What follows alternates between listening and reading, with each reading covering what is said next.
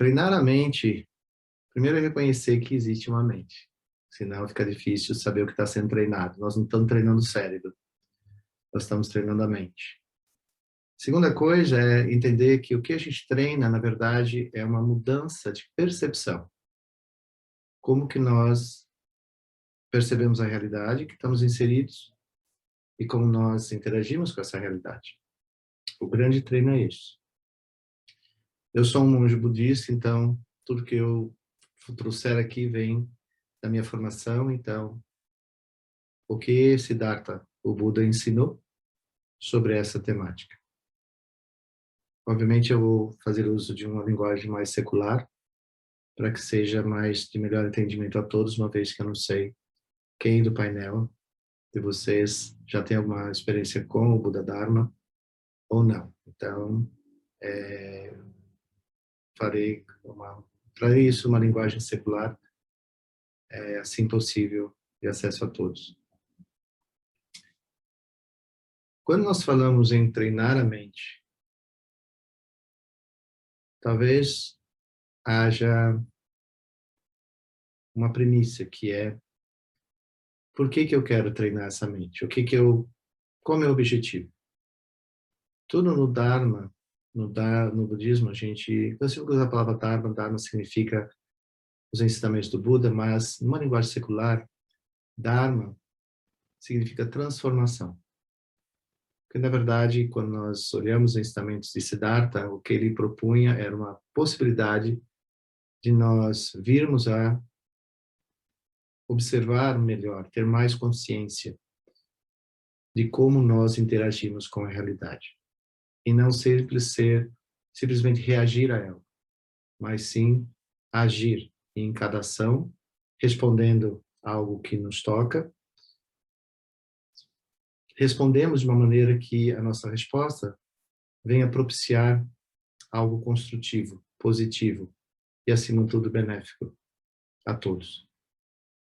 Então, em última análise, o caminho do Dharma, o caminho da transformação, é nos tornarmos uma pessoa melhor, um ser humano melhor a cada dia. E possamos, assim, criar relações humanas mais verdadeiras e ter uma consciência plena de tudo que sustenta essa vida. Nós somos um ser biológico. E aí a gente vai chegar lá no Dalai Lama, no livro A Ética para o Novo Milênio, e toda a ideia do que é responsabilidade universal. Então, treinar a mente dentro do Dharma é uma proposta de nós diminuirmos as nossas aflições mentais, as nossas aflições emocionais. E a maneira de nós, que a gente venha poder fazer isso, é quando nós entendemos a natureza de todas as coisas. Entendemos de uma maneira mais direta e mais plena, mais ampla, mais profunda, qual é a natureza de tudo isso que nos ocorre. De onde vem isso? Então, no linguajar budista, a gente diz que tudo que nós experienciamos é oriundo de causas e condições. E que nada disso é permanente. Tudo isso é interdependente e é impermanente. Somos seres inteligentes, dotados de cognição. Então, nós temos a habilidade de vir a entender isso, se assim o quisermos, se assim o investigarmos. Mas há também uma coisa no treino da mente que a gente precisa entender, que é: o Dharma não é simplesmente um acúmulo de conhecimento, ou seja, conhecimento intelectual. Isso não ajuda em nada. O Dharma diz respeito a cada coisa que a gente puder vir a aprender, que nós possamos oferecer a nós mesmos a oportunidade de experienciar e observar o que surge nessa experiência. Então, treinar a mente, basicamente é isso. É nós oferecemos a nós mesmos a possibilidade de Não simplesmente aceitar as coisas como elas surgem, como elas desaparecem, mas principalmente a nossa resposta a tudo que surge e a tudo que desaparece. Mas mais que isso, também entender que as coisas não surgem sozinhas. As coisas, na verdade, surgem como resposta. Então, isso considerando lei de causa e efeito. Então, treinar a mente é refinar a nossa habilidade de observar. E isso é um treino. A nossa mente é plástica, ela não é dura, não é rígida. As coisas, e a gente percebe isso, um exemplo que eu gosto de dizer é, a gente muda de ideia toda hora. Se a nossa mente fosse dura, rígida, nós não mudaríamos de ideia. Mas a gente muda de ideia o tempo todo. Então, a mente é plástica. Agora, mudar de ideia ao vento é uma coisa. Mudar de ideia com um propósito, com um significado, com a palavra certa, na verdade, é intenção. Qual a intenção? Qual a motivação? Quando nós alinhamos isso, aí nós já começamos um grande treino, que é não sair do ponto A para o ponto B, sem ter bem claro o porquê que eu estou fazendo isso. Então, treinar a mente é reeducar a mente. E isso é possível. Totalmente possível. Agora, eu vou treinar a minha mente, eu sei que eu posso mudar de opinião, eu posso mudar minha percepção, eu posso mudar de ideia, eu posso tudo. O ponto é, qual é a intenção? Então, todo e qualquer um de nós, todo e qualquer ser humano, fundamentalmente tem a mesma intenção, a mesma aspiração. Sermos felizes, não termos nenhum tipo de sofrimento. Isso é uma aspiração de todo e qualquer ser. As galinhas, os gatos, os cavalos, aqui de casa, todo mundo tem a mesma aspiração, todo mundo quer ser feliz. A diferença deles para nós é que nós temos um processo cognitivo que permite com que nós elaboremos, permite com que nós venhamos a entender. Eles, não, eles têm sentimento sim. Quem vive, quem vem aqui sabe que os bichinhos têm sentimento. Agora, eles não têm a nossa habilidade. Então, essa habilidade está nessa natureza humana. Então, basicamente, a intenção dos ensinamentos do Buda foi possibilitar a nós a vir a entender a natureza de todas as coisas que nos tocam, que nos afetam, de maneira a diminuir a nossa visão equivocada. E essa visão equivocada é que promove em nós todo tipo de emoções aflitivas. Ciúmes, inveja, desejos, raiva, ódio, mesquinhez, ganância, ambições. Enfim, são muitas emoções. Entendê-las e não se deixar levar por isso. Então, a gente fala, não ser pena ao vento.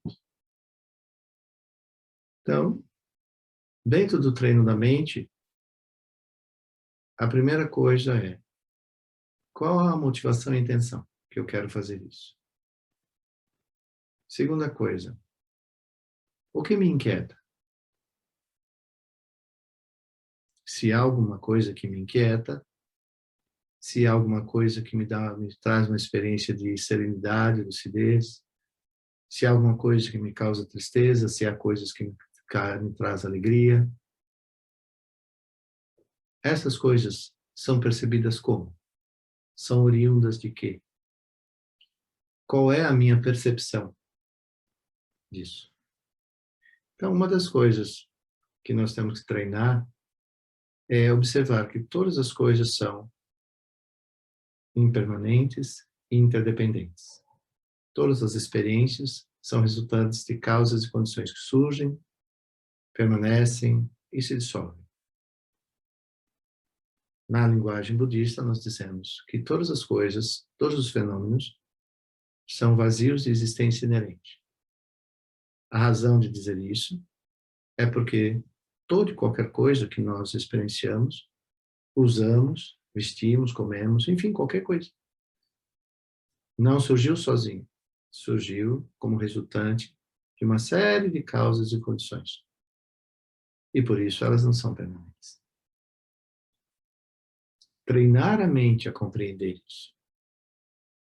Então, uma coisa é quando você aceita uma coisa porque ele é imposto a aceitar. A outra coisa é quando você aceita uma coisa porque você entende a razão. Então, uma das coisas principais no treino da mente é nós buscarmos entender a razão. Como que isso surge, como que isso permanece, como que isso se dissolve.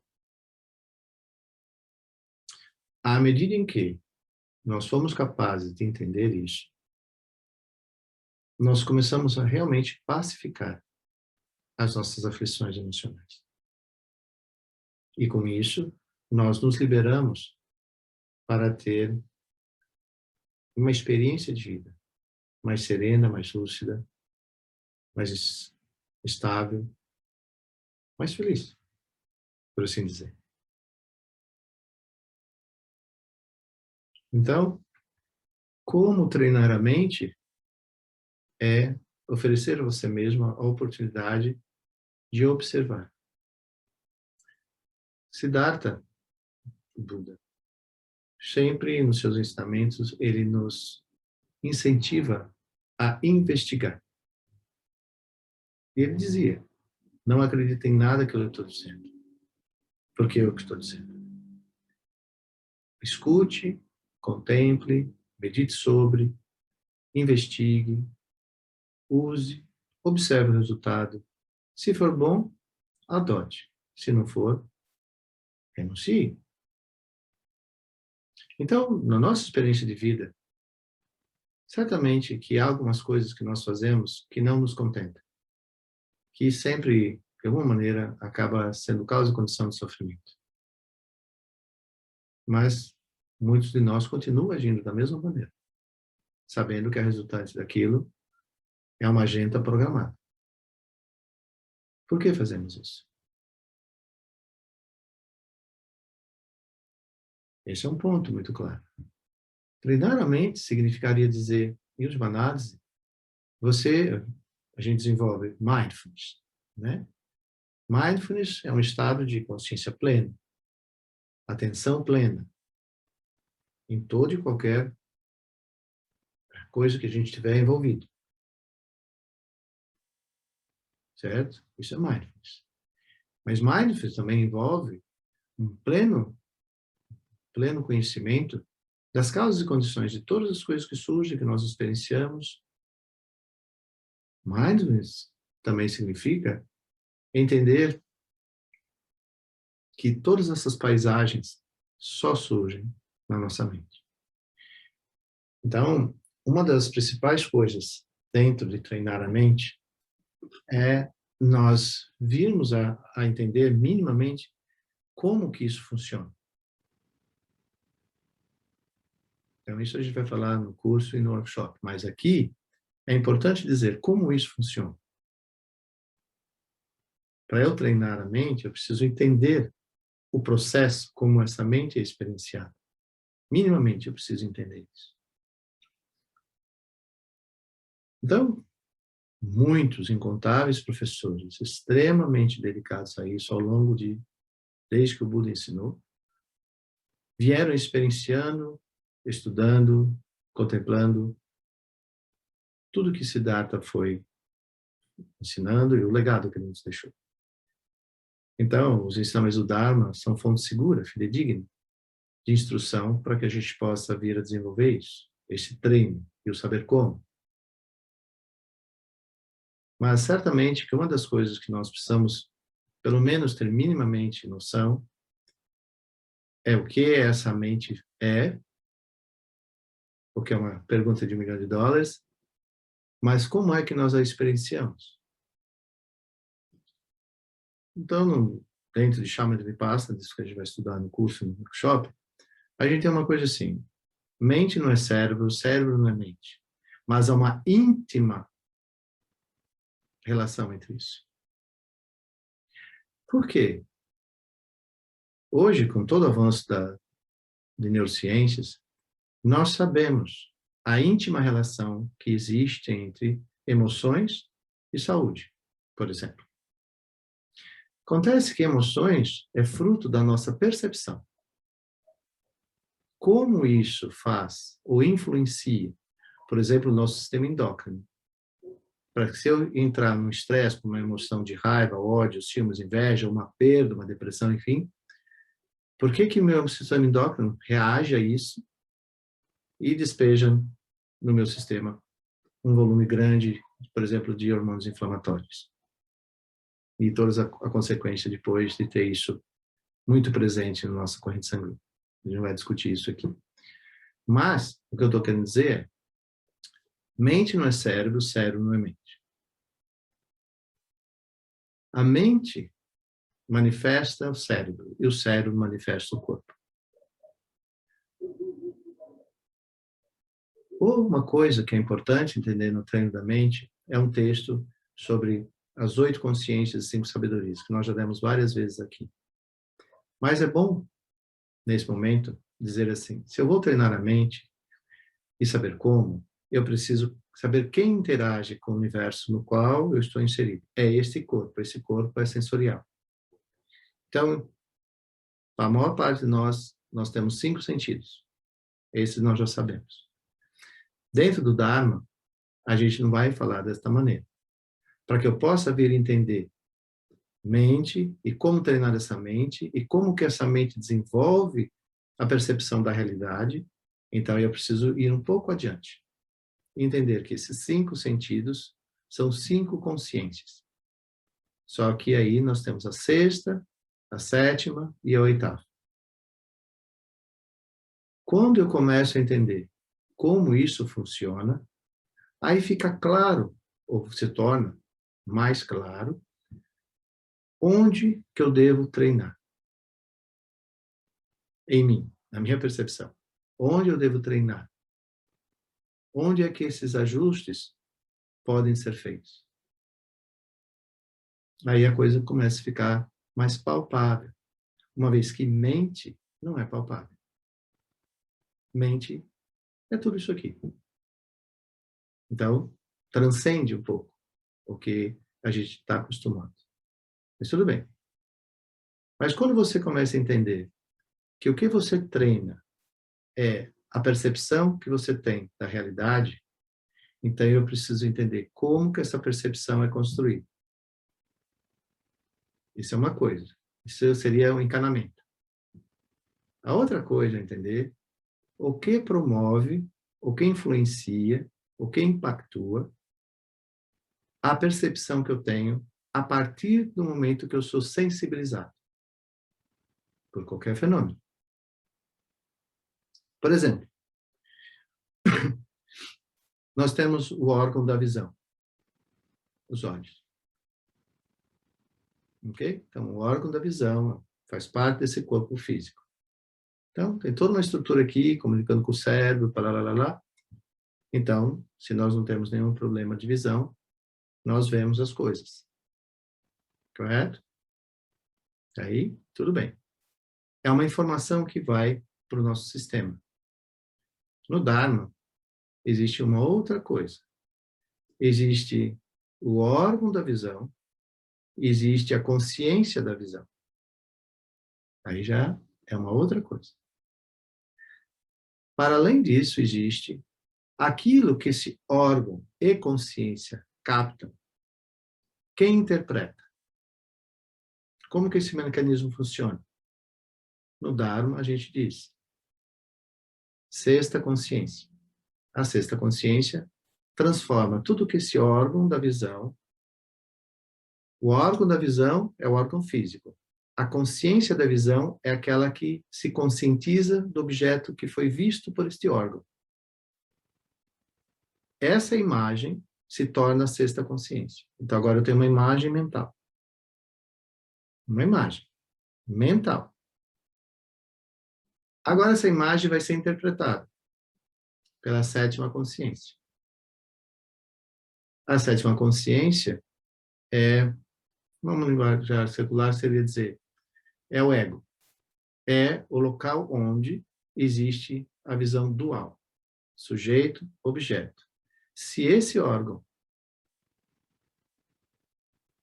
e a consciência desse órgão viram algo, então existe alguém que viu. Então aqui cria-se dualidade. Sujeito, objeto. Até aqui não teria tanta coisa. Só que a partir disso, existe todo um diálogo, bonito, feio, quero, não quero, gosto, não gosto, e assim vai. Aí começa todo um discurso dual. Esse discurso cria ou dá, vou falar um português talvez errado, concretude a algo de que concreto não tem nada.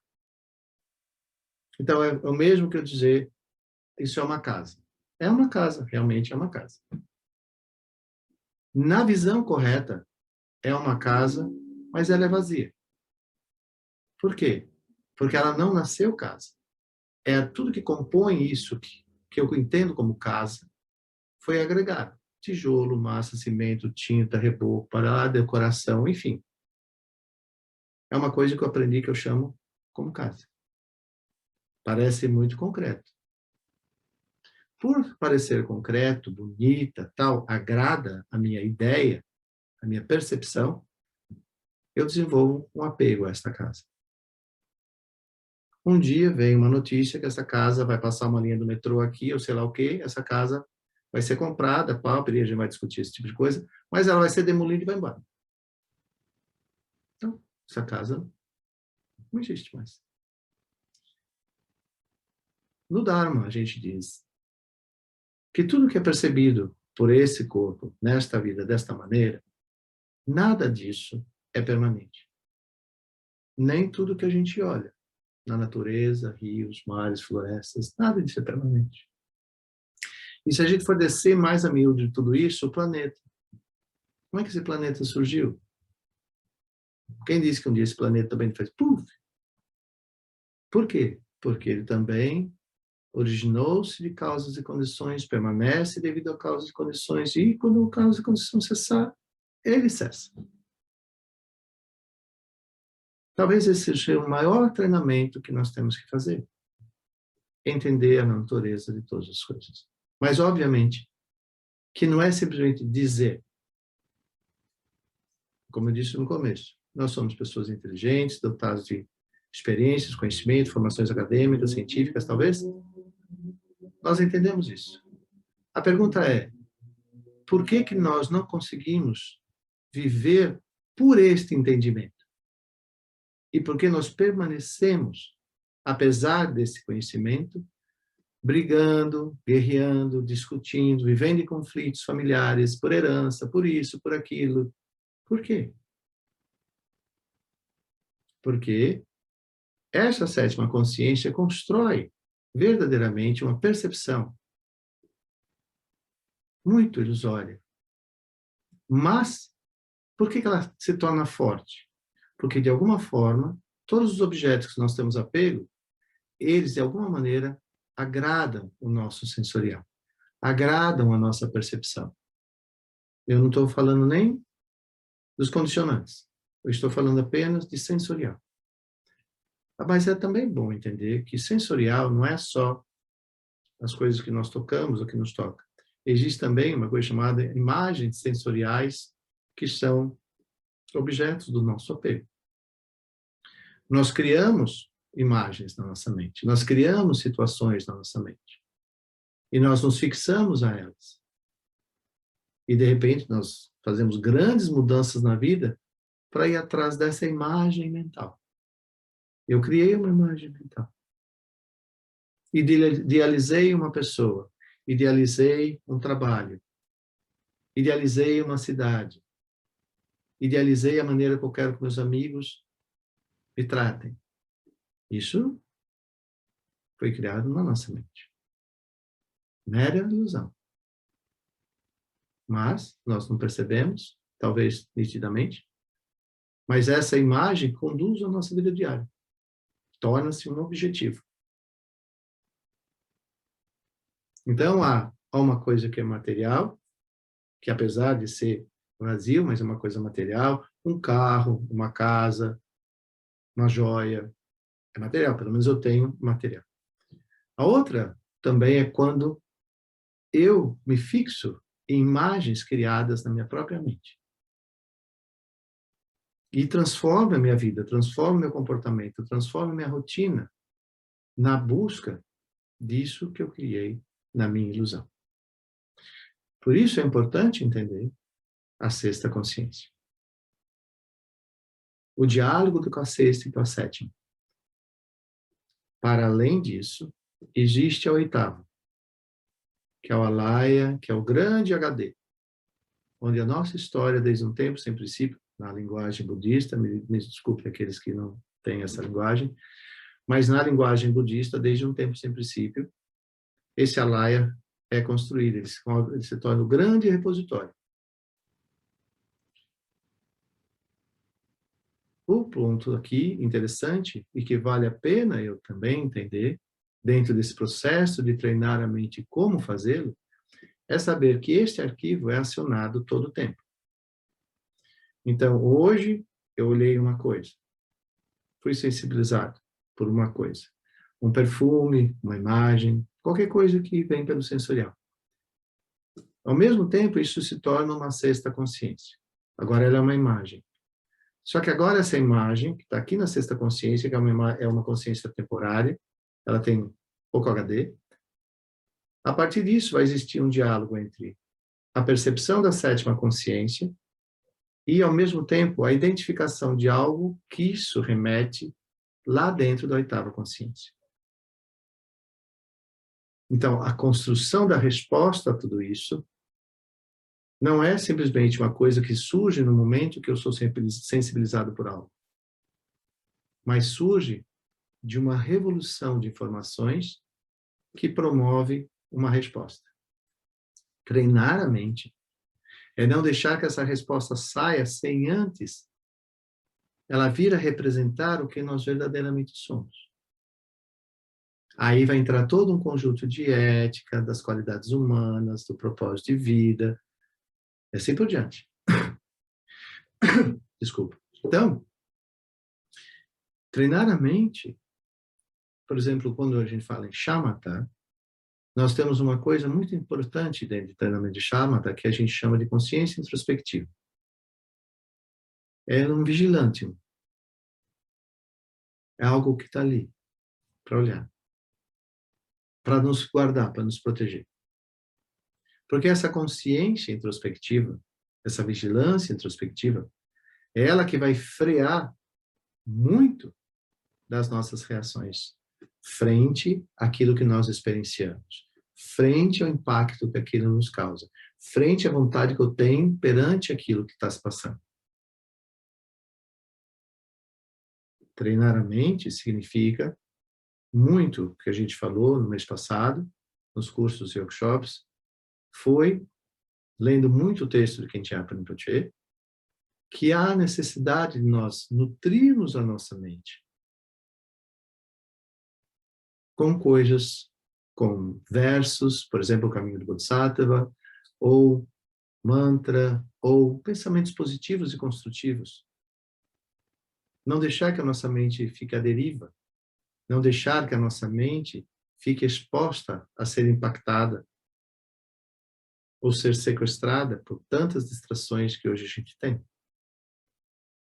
A importância de nós sustentarmos o que a gente chama hoje modernamente de mindfulness é justamente sustentar um ambiente mental que não permita que as ilusões que derivam de não saber a natureza dos fenômenos, de não saber como esses processos todos acontecem. Então, treinar a mente é dar a essa mente a capacidade dela ser realmente esse potencial maravilhoso que ela tem.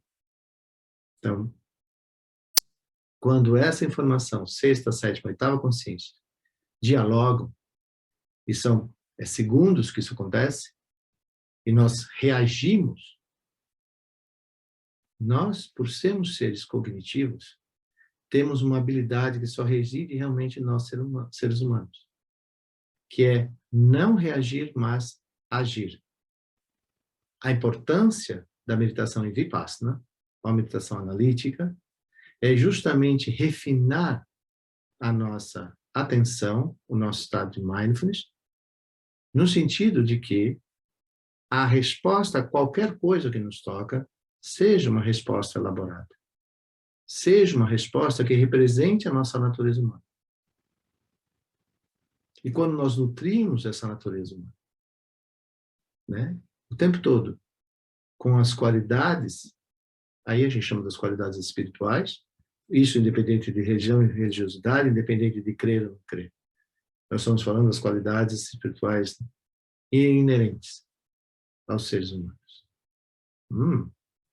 Amor, compaixão, bondade, generosidade, ética, concentração, esforço, né? Ou seja, bondade amorosa e compassiva dentro do estado de mindfulness. Já pensou? Que maravilha seria. Então, treinar a mente é possível, mas nós temos que entender como esse sistema funciona, minimamente. Não precisa ir lá no Abhidharma e destrinchar o Abhidharma inteiro, mas minimamente saber que há esse potencial em nós e desenvolvermos, aqueles que quiserem, a motivação e a intenção de aprender, de praticar, de treinar e vir a ser no mundo o seu pleno potencial humano. Não rótulo, humano. Então, se no dia a dia nós fizéssemos esse pequeno exercício, muito simples, e qualquer coisa que nos sensibilize, nós conscientemente podemos percorrer o caminho disso. Existe uma professora que eu adoro, ela fala assim, no momento que a cobra picou, se nós pudéssemos acompanhar o caminho desse veneno, e todas as imagens que esse veneno vai criando, o veneno da ambição, o veneno da mesquinhez, o veneno dos ciúmes, o veneno da inveja. São venenos mentais.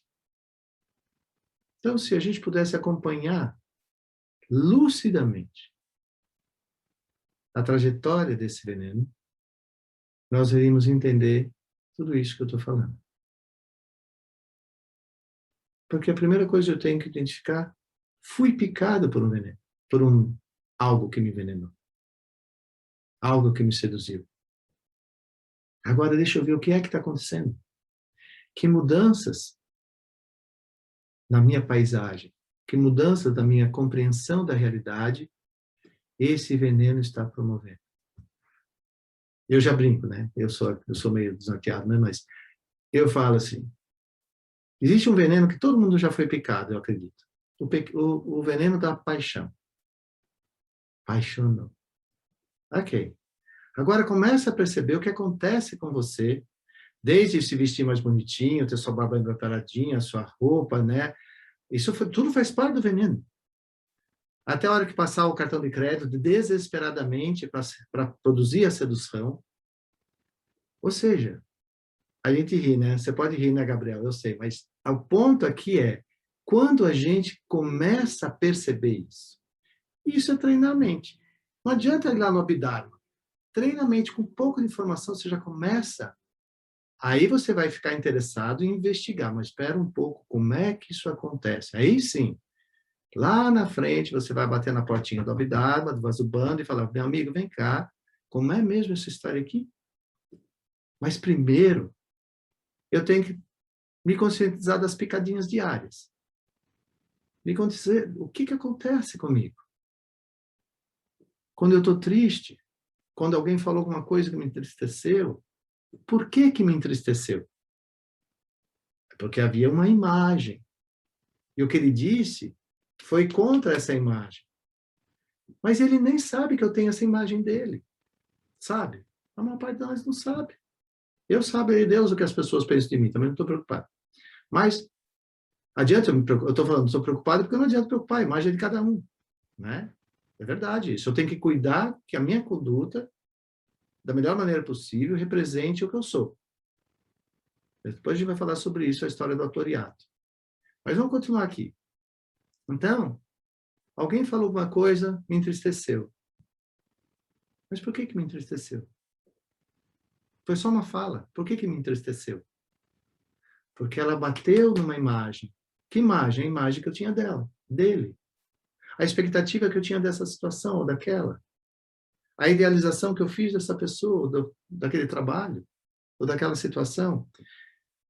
Eu estou falando da sexta consciência. Eu estou falando dessas imagens que são criadas. E se nós não zelarmos, a pessoa já mudou, mas eu preservo a imagem como ela era antes, porque eu não fiz um upgrade, um update na imagem dela. Isso é uma responsabilidade minha, não é dela. Mas eu não tenho consciência disso. A maior parte de nós não tem. Por exemplo, dos treinamentos iniciais em Shamatha é prestar atenção na respiração. Quem já fez o treinamento sabe o quão difícil é. Uma coisa tão simples.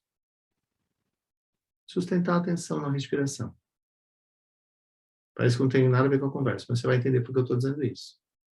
Depois vai dizer para você, presta atenção, acompanhe o movimento da respiração. No momento que ela passa pelas narinas, traqueia, pulmões, o abdômen superior. Vai seguindo tudo o que acontece quando você respira. Vai prestando atenção em todas as sensações que o movimento da respiração produz em você.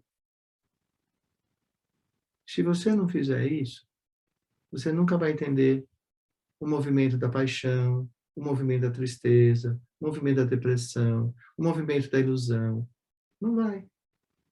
Vai ser como o ar que você respira o tempo todo, como a sua respiração o tempo todo. Aí quando você vai, por exemplo, uma profissional de autonia ou de RPG, que são exercícios terapêuticos baseados em respiração, e a instrutora fala, a técnica fala, respira, eu estou respirando. Não, você não está respirando, você está fungando, no mínimo é fungando. Agora, respirar você não está. Porque nós perdemos a consciência do que é verdadeiramente respirar.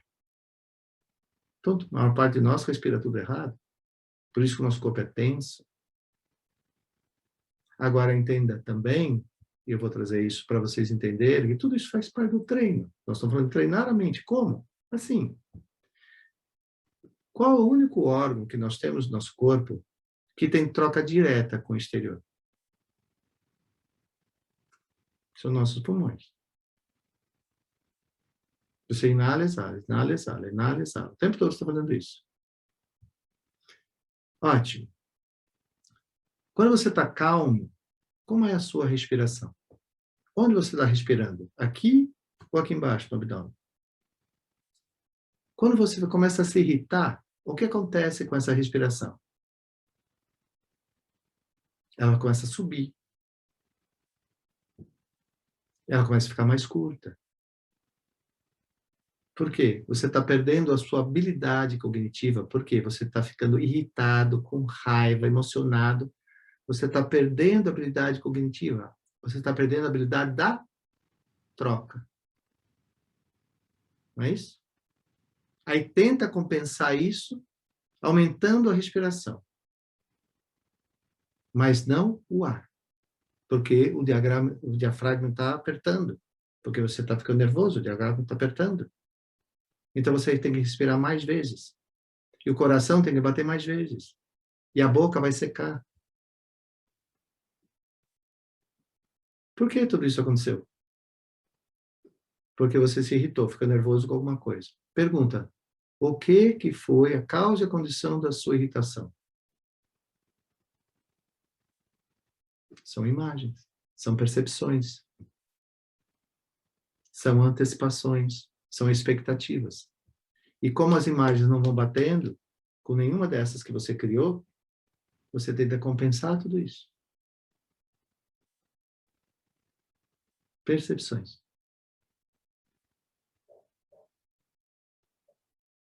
Isso é importante a gente saber.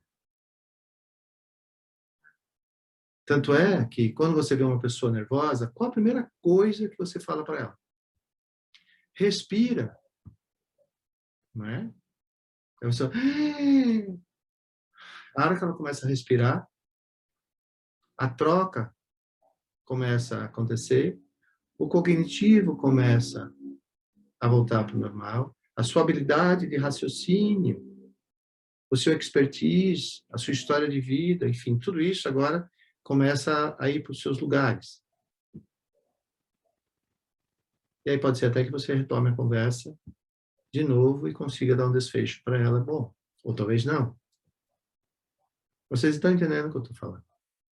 Então, é muito importante que a gente venha a desenvolver essa habilidade. Extremamente importante.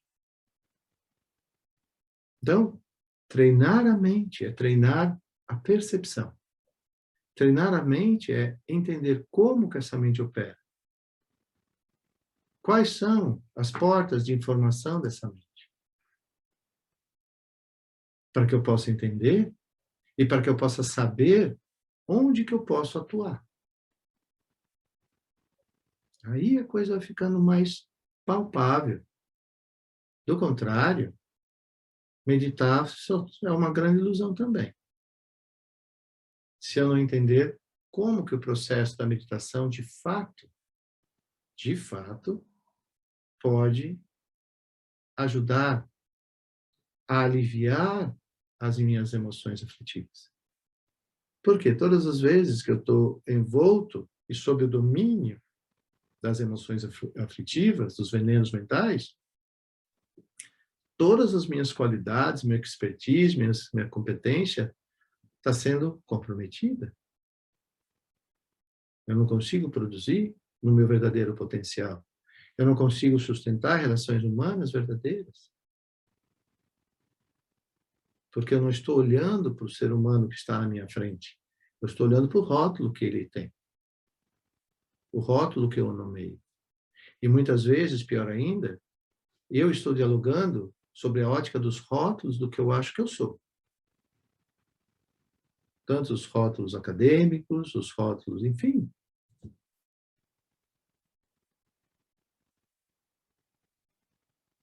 Então, para que eu possa verdadeiramente vir a treinar a minha mente,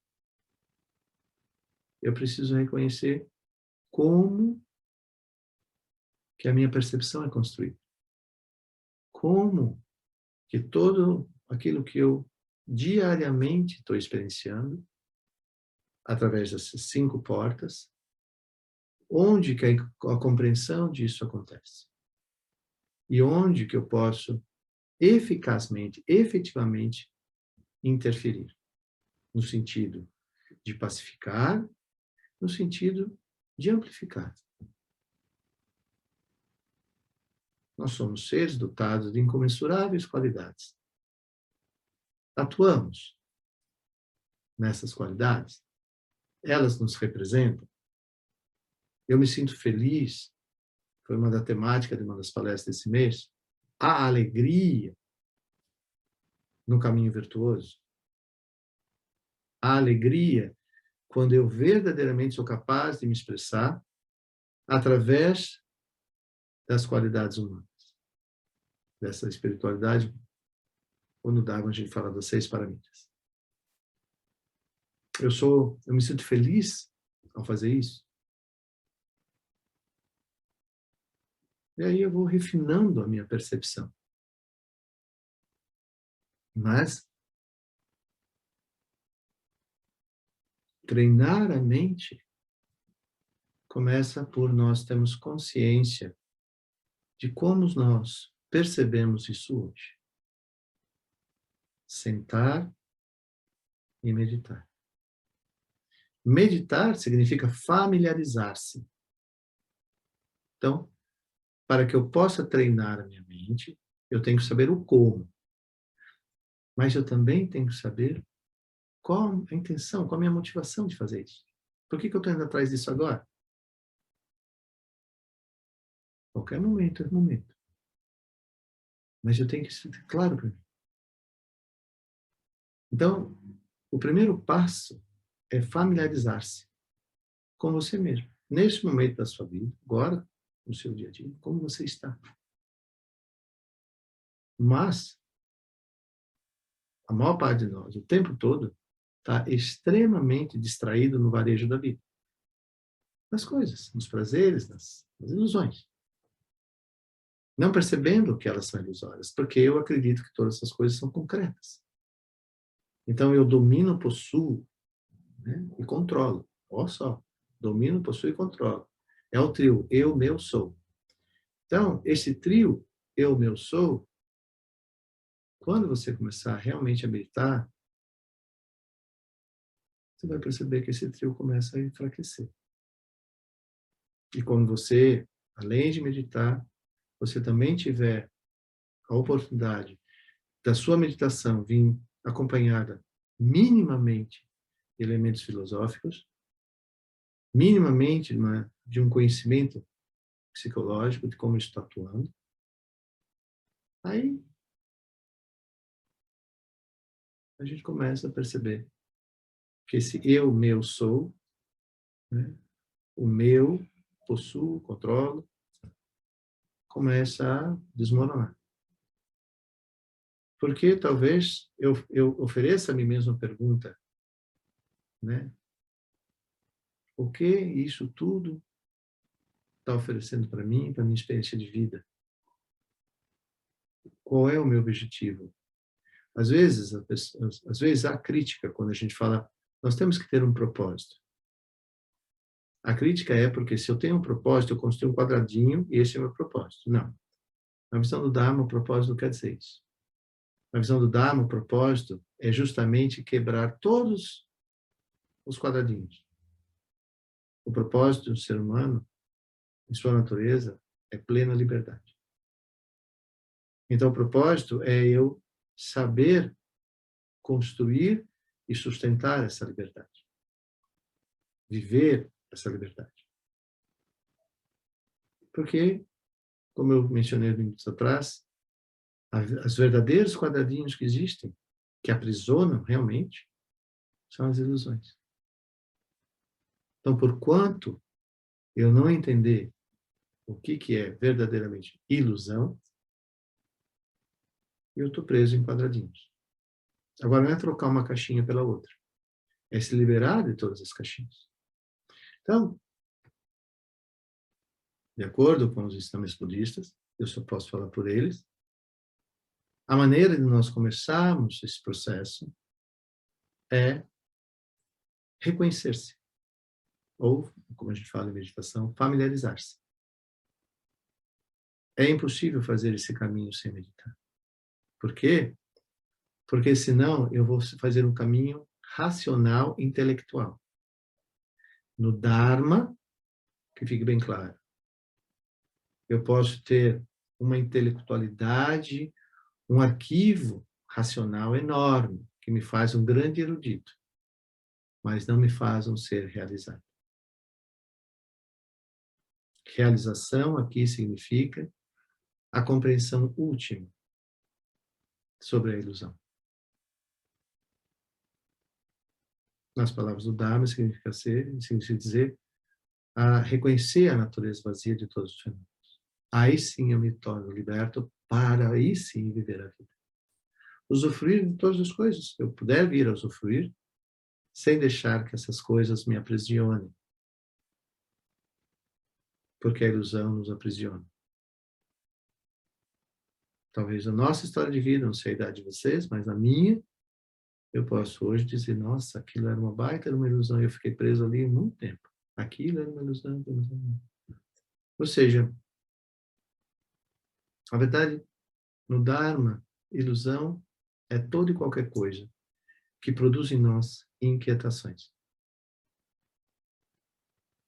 Que produz em nós alguma experiência das emoções afetivas, dos venenos mentais. Por quê?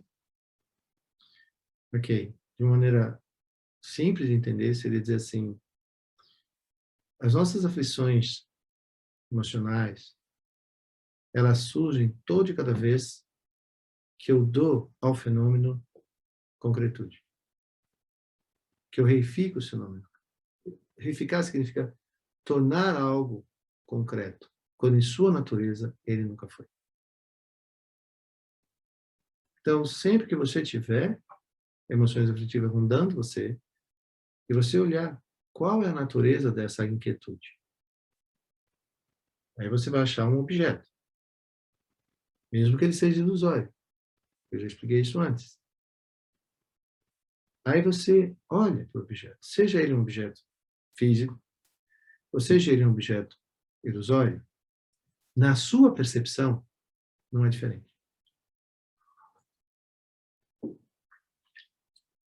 E não é diferente porque eles produzem exatamente o mesmo efeito. Eu posso ter apego a esta xícara. Eu posso ter apego ao chá. Eu posso ter apego ao sabor do chá. Eu posso ter apego à experiência sensorial do paladar na degustação. Aí eu estou sutilizando, não estou? Então, de repente, o apego não tem nada a ver com o chá. O apego tem a ver com a experiência do chá. E aí, eu vou sutilizando isso tudo. Eu vou chegar numa imagem criada, que já não tem mais nada a ver com o material. Mas essa imagem criada, o meu apego à experiência, gera em mim a inquietude, a aflição e assim por diante. Então, obviamente que treinar a mente é treinar a mente a reconhecer tudo isso. Tem uma oração de aspiração muito linda, que é a oração de aspiração de Samantabhadra. Há um parágrafo nessa oração, ela tem 63 parágrafos. Há um parágrafo nessa oração que diz: possa eu adentrar a todas essas experiências e sair delas, reconhecendo-as como ilusórias. Isso, na prática, eu faço muitas brincadeiras com isso, mas isso na prática significa dizer: posso eu adentrar qualquer experiência, verdadeira, estou falando a verdade, posso eu adentrar em qualquer experiência e não ser contaminado por ela. Eu serei contaminado com ela, por ela, quando eu penso que isso é causa e condição permanente da minha felicidade. Quando eu me torno refém de sair procurando o tempo todo aquela experiência. E por último, quando eu não reconheci que ela foi simplesmente uma experiência. Coemergente. Porque eu adentrei ao prazer. Então, eu fui lá. Eu entrei. Experienciei. E saí. Para uma mente inferior, isso é o sofrimento. Para uma mente em treinamento, isso é uma experiência. Para uma mente superior, isso é vacuidade. Fui, experienciei, interagi, mas nada em mim reconhece aquilo como verdadeiro. Mas isso não me impede que eu experiencie. Essa é a diferença. Não impede que eu experiencie. A mente treinada, na experiência, ela reconhece como vazio. Então, não gera nenhum tipo de quero mais, de que preciso, vamos de novo. Não. É simplesmente a experiência. Isso é treinar a mente. E o como é o método que a gente vai ver durante o curso e durante o workshop. Mas entende que tem que ter uma intenção muito grande para fazer isso. Tem que ter uma motivação muito grande. Mas a base, realmente, que vai dar suporte a esse treinamento e ao resultado dele é a sua motivação e intenção. Então, geralmente, as pessoas falam que qualquer pessoa pode meditar. Sim, qualquer pessoa pode meditar. É? Não. Porque hoje em dia a gente já sabe, a gente deve abandonar essa fala. Qualquer pessoa deve meditar. Porque há algumas limitações, algumas patologias, algumas condições que eu sou mais no sentido assim, não é que você não pode, mas você deve ser sabedor da sua saúde, de alguma limitação mental que você tenha, de se você teve depressão, fora de depressão, se é bipolar, se já foi diagnosticado com, com algum desvio, e aí conversar com o seu instrutor. E talvez o instrutor venha conversar com o seu médico. Mas por que eu abri esse parênteses? Porque não é certo falar que toda e qualquer pessoa pode adentrar um grupo de meditação. Porque se há algum histórico ali, o instrutor deve saber. E ao saber, se for possível, ele vai elaborar um treino específico para essa pessoa. Por isso que eu digo, não é que não possa. Talvez haja elaborando o método de uma maneira a se adequar à necessidade de cada um. Isso é possível, a maior parte das vezes. Mas vamos supor em grupos comuns, todos nós podemos meditar. Sim. Mas às vezes as pessoas me perguntam, meditar escutando um app, meditar assim, assado, música, isso, vários exemplos são colocados. Tudo bem. Relaxar o corpo, certamente vai ser benéfico para a sua saúde, para a sua mente, para o seu corpo. Mas isso não é meditar. Relaxar, ser capaz de relaxar todo o seu corpo, é uma dos primeiros passos de meditar. É ser capaz de relaxar. Eu uso a palavra abandonar. Abandonar o corpo, não. Abandonar as ilusões que estão promovendo uma tensão no seu corpo. Então, relaxar e deixar ir. Quando nós, ao fazer isso, nós estamos abrindo um espaço precioso, que é onde todo esse processo, todo esse método de meditação vai poder ser aplicado. Em uma análise, nós podemos entender que meditar é treinar a mente. Num primeiro momento, nós vamos passar um bom tempo nos familiarizando. Porque eu tenho que saber por onde eu vou começar. Então, eu tenho que me familiarizar. Como é que eu percebo a realidade hoje? Que elementos que eu tenho consciência que promovem essa percepção, a construção da minha compreensão da realidade na qual eu estou inserido? Então, esse é o primeiro momento, o momento de familiarizar-se. Familiarizar-se com a postura, familiarizar-se com os ruídos internos, familiarizar-se com os movimentos internos, familiarizar-se e reconhecer a natureza dos pensamentos. Essa é uma das partes principais. Reconhecer a natureza dos pensamentos como meramente ilusórios. Meramente ilusórios. São imagens que surgem. Essas imagens surgem devido aos estímulos.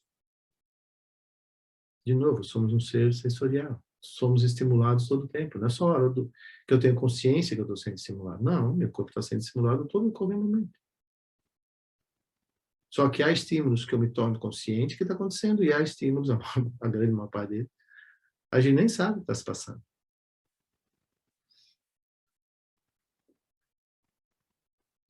Sabe, assim, um exemplo que eu gosto de dar sobre isso é assim, você viu aquilo? Você está com um colega, né? Com amigos. Você viu aquilo? Não, não vi. Mas como não viu? Você estava olhando, passou na sua frente. Não, não vi. Mas, rapaz, você passou na sua frente. Talvez você já tenha tido essa experiência. O ponto aqui é, a pessoa que está comigo viu os meus olhos, o meu órgão sensorial, físico, sensorial, ver a imagem. Mas a minha consciência visual não viu. Ou seja, eu não me tornei consciente. Por isso que eu digo, há dois processos aqui. Um processo, o meu órgão visual, meus olhos sadios, realmente viram. Ele foi sensibilizado. Mas a consciência visual, que é uma outra coisa dentro do Dharma, não.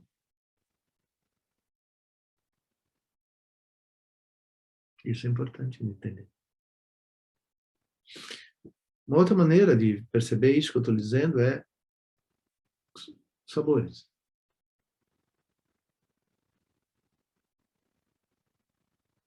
Às vezes, você está degustando alguma comida, a pessoa fala, nossa, tem um picante, né? Não tem? Ela fala, não, não tem, você não sentiu isso, não. Você é insensível. Aquela conversa, né? Então, essas conversas, na verdade, elas são verdadeiras. E ninguém está mentindo ali. Ninguém está criando. São níveis de consciência. E outra coisa, altamente impactante, é saber que o nosso emocional impacta diretamente na nossa percepção, na nossa capacidade de perceber. Quanto mais sutil a experiência for, mais difícil é dela ser percebida, a não ser que você esteja com a sua consciência totalmente ancorada. Aí, quando a sua consciência é totalmente ancorada. E aí vem aquela frase, né? A realidade que você vive é para onde a sua atenção está olhando. E isso é uma coisa que a gente vai explorar muito no curso, tanto no curso como no workshop, porque eles são sequenciais, né?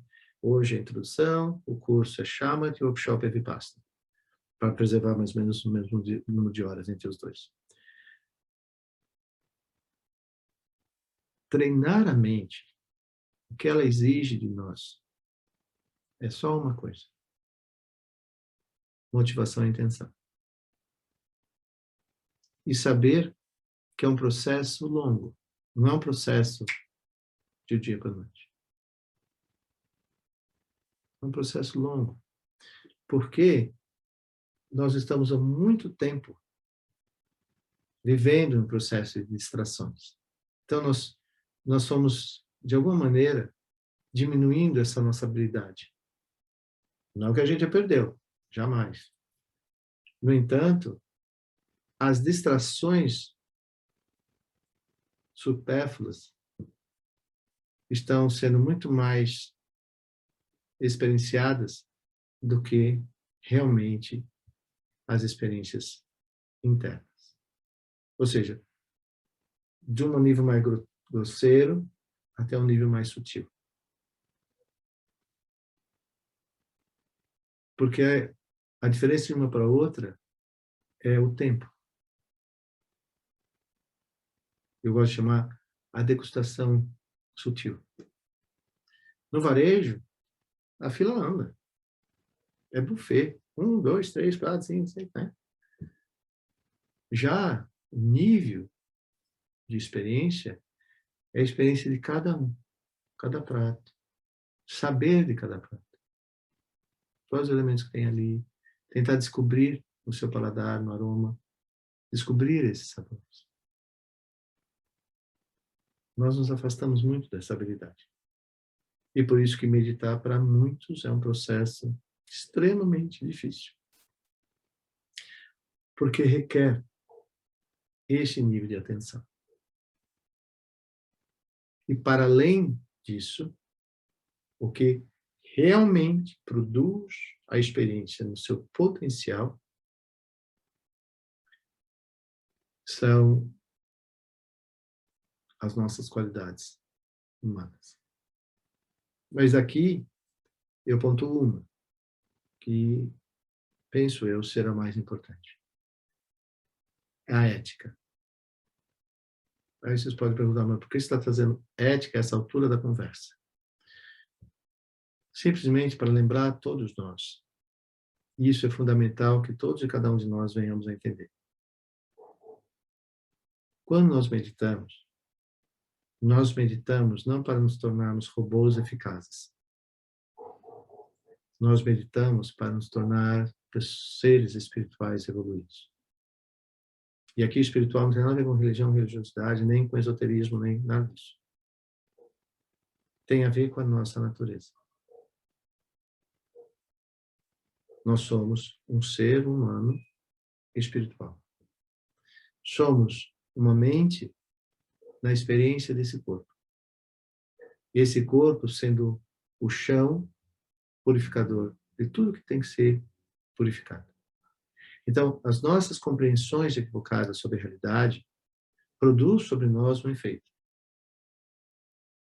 Ao entender como esse efeito foi produzido, nós podemos nos liberar do veneno que produziu o efeito e deixar que a qualidade usufrua.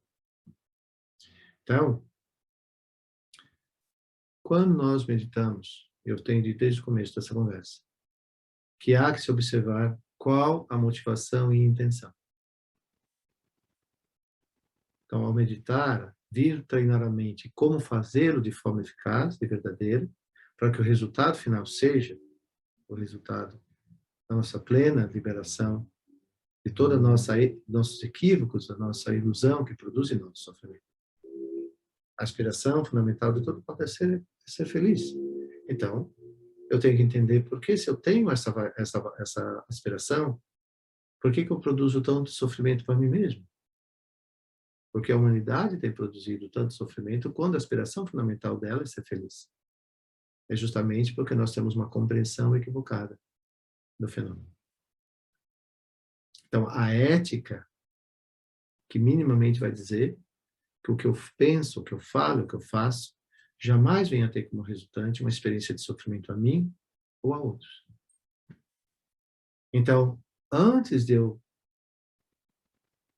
ter uma ação, eu vou avaliar qual a motivação e a intenção e se ela é benéfica. Então, todas as vezes que eu lembrar desse recurso chamado ética, antes de eu realizar uma ação, eu já vou observar, no melhor da minha habilidade, se ela tem o potencial de ser causa de posição de sofrimento a alguém ou a mim mesmo. Se houver, eu acesso imediatamente. Por outro lado, todas as ações que eticamente sejam causa e condição para produzir experiência de felicidade a mim e a todos os seres, eu vou dar continuidade a ela. Ah, mas como eu sei? Na experiência. O Buda já dizia. Experiencie com muita atenção. Se o resultado for benéfico, adote. Se o resultado não for benéfico, cesse. Ah, mas benéfico ou não benéfico é dual. No caso, significa que as suas ações produzirem para os seres, para todos os seres, experiência de harmonia, de paz, de contentamento, enfim, ela é correta. Se ela produzir sofrimento, ela é incorreta. Então, nós estamos falando de qual motivação e intenção. Então, quando nós vamos estudar o treino da mente, é um método. Não tem nada esotérico nessa história. Nada acredite se quiser, muito pelo contrário, no Dharma não tem acredite se quiser. Mas é um método onde, desse momento que nós estamos na nossa vida, seja qual for a idade, é sentar para contemplar, familiarizar-se com você, observar o que acontece no momento que você se inicia e oferece a você a oportunidade da amplitude, da luminosidade, do espaço. Oferece a você a possibilidade de let go, deixe ir. Esvazia, deixe ir. Aí você vai ficar na dúvida, deixar ir o quê? Esvaziar o quê? Deixar ir para onde? Simplesmente, deixe ir. Então, no treinamento, no método, é que a gente começa a perceber como que nós temos uma coleção inacabável de apegos. E os apegos nada mais são que uma resposta a não entender a natureza última de todas as coisas. Há coisas muito sérias. Rancor. Rancor é um sentimento de apego. Apego a uma imagem, apego a uma história, apego a um momento, uma experiência. Que eu não consigo deixar ir. A pessoa já foi, a história já foi, mas na minha mente, por isso que eu falo, na minha mente, essa imagem ficou grudada lá. O tempo passou, as coisas mudaram. Por que essa imagem? O que potencializa essa imagem de ficar grudada ali? Isso que a gente tem que investigar. Se nós queremos ser felizes, o que está nos impedindo de ser felizes? Há vários, patches. Então a gente vai ter que descobrir esses patches. Para que a gente possa... Eu gosto de usar a frase, fazer as pazes com tudo isso. Fazer as pazes comigo. Fazer as pazes com meus equívocos. Hoje eu sei. Hoje há a possibilidade de eu saber como que esses equívocos foram construídos. Ufa, que bom. Just now, let it go. Agora, simplesmente agora, deixe ir. Ofereça a você a vida. Então, treinar a mente é fazer isso. E o como são os métodos que a gente tem bem claro para fazer. A resultante disso é proporcional à sua motivação e intenção. Historicamente, por milênios, tem sido um método extremamente eficaz. Mas para aqueles que têm a determinação, a motivação e a intenção de realmente treinar a mente, para que venha a abandonar tudo aquilo que de uma maneira ou outra está segurando você. Não está, de uma maneira, não está permitindo que você usufrua em plenitude desse tão precioso, raro, frágil nascimento. Então, que tenhamos a vontade, a virtude de resgatar essa motivação, não importa a idade que a gente tem, de viver a vida de uma maneira plena, lúcida, serena, experienciando contentamento. Penso que era isso que eu queria compartilhar com vocês hoje, nessa palestra.